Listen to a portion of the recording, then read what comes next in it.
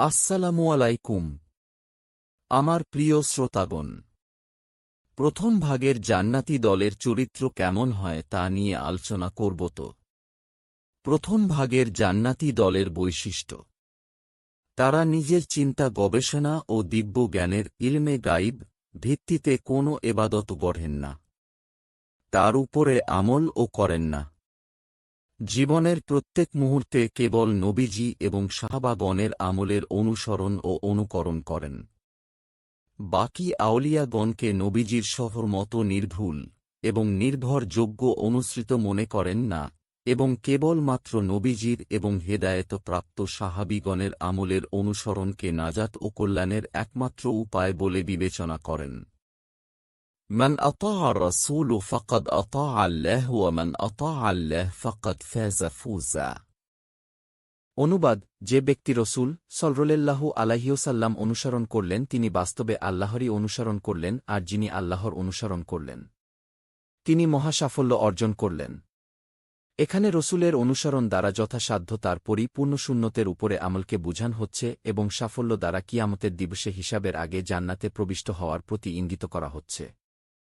তামাসসাকু বিসুন্নতি ওয়া সুন্নাতিল খুলাফা আর-রাশিদিন আল-মাহদিয়িন। আমার সুন্নতকে শক্তভাবে ধরে থাক এবং হেদায়েতপ্রাপ্ত খলিফাগণের সুন্নতকেও। এখানে খলিফাগণ দ্বারা অনেকের মতে পীর মুর্শিদগণকে ও বুঝান হচ্ছে, কিন্তু শর্ত হচ্ছে উনারা যেন পরিপূর্ণভাবে সুন্নতের উপরে আমলদার হন।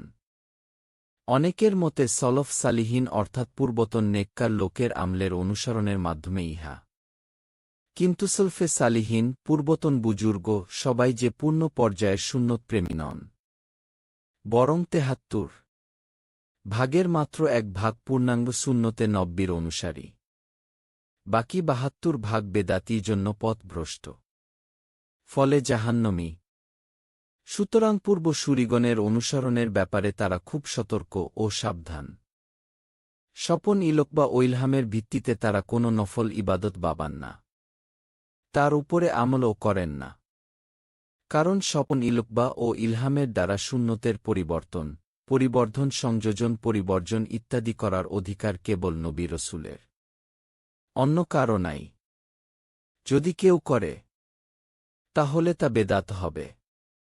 আল্লাহর নবী সাল্লাল্লাহু আলাইহি ওয়াসাল্লাম ইরশাদ করেন যে তার উম্মত ৭৩ দলে বিভক্ত হবে, তাদের মধ্যেকর মাত্র একটি দল বেদাত মুক্ত হবে।